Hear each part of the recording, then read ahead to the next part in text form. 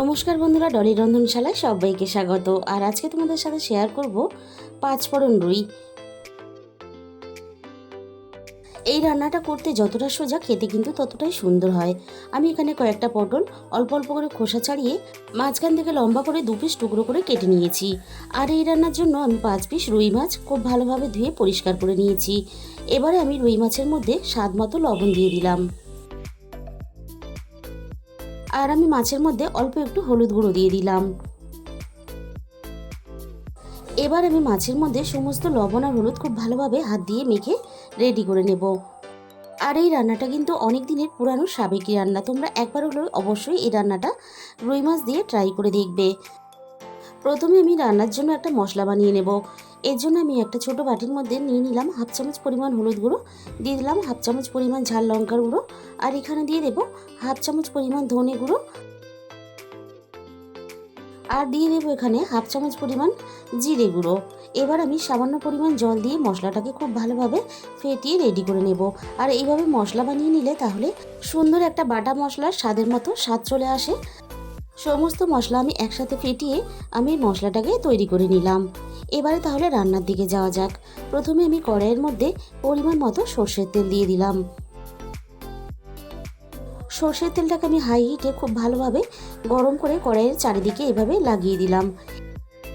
এবারে আমি একে একে মাছগুলোকে তেলের মধ্যে ছেড়ে দেব। তেলের পরিমাণটা যেহেতু আমি একসাথেই অনেকটা দিয়ে দিয়েছি, তাই সবকটা মাছই কিন্তু আমি একসাথেই ভেজে নেব।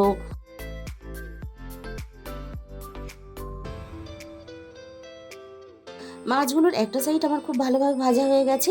অপর সাইডটা ভাজার জন্য আমি মাছগুলোকে এভাবে উল্টে দেব।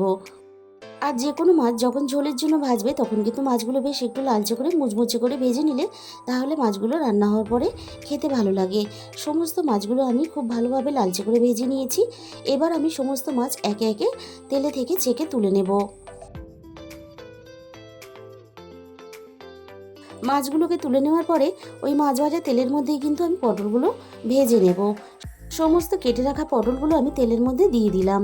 এবারে আমি ওই পটলের মধ্যে স্বাদ মতো লবণ দিয়ে দিলাম।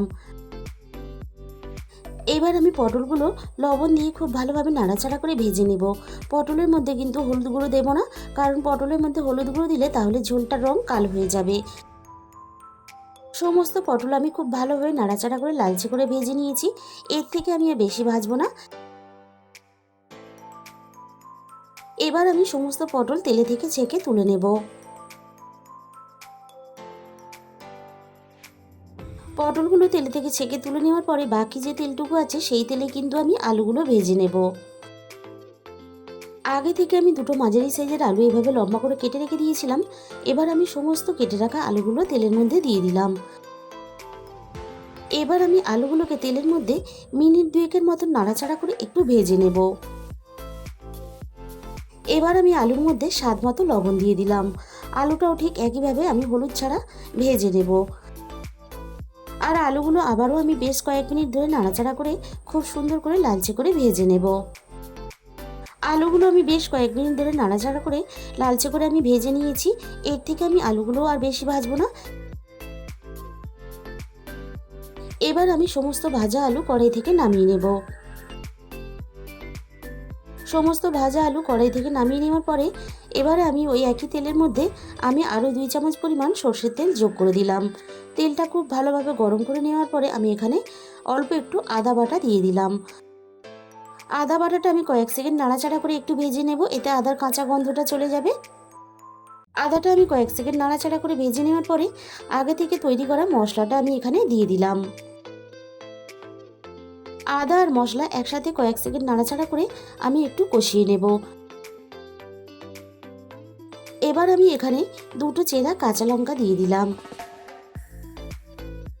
আর আমি সাথে এখানে দিয়ে দিলাম একটা মাঝারি সাইজের টমেটো কুচি। আর এই সময় আমি এখানে রান্নায় স্বাদ মতো লবণটা দিয়ে দিলাম। এবার আমি মশলার সাথে টমেটো কুচিটা নাড়াচাড়া করে একটু নরম করে নেব। বেশ কয়েক মিনিট ধরে নাড়াচাড়া করে আমি খুব ভালোভাবে সবকিছু একসাথে কষিয়ে নিয়েছি। আর টমেটোটাও বেশ আগের থেকে অনেকটাই নরম হয়ে এসেছে। এবার আমি এখানে ভেজে রাখা আলু আর পটল একসাথেই দিয়ে দিলাম। এবার আমি মশলার সাথে আলু আর পটল খুব ভালোভাবে নাড়াচাড়া করে মিশিয়ে দিয়ে আমি বেশ কয়েক মিনিট ধরে নাড়াচাড়া করে আমি খুব ভালোভাবে কষিয়ে নেব।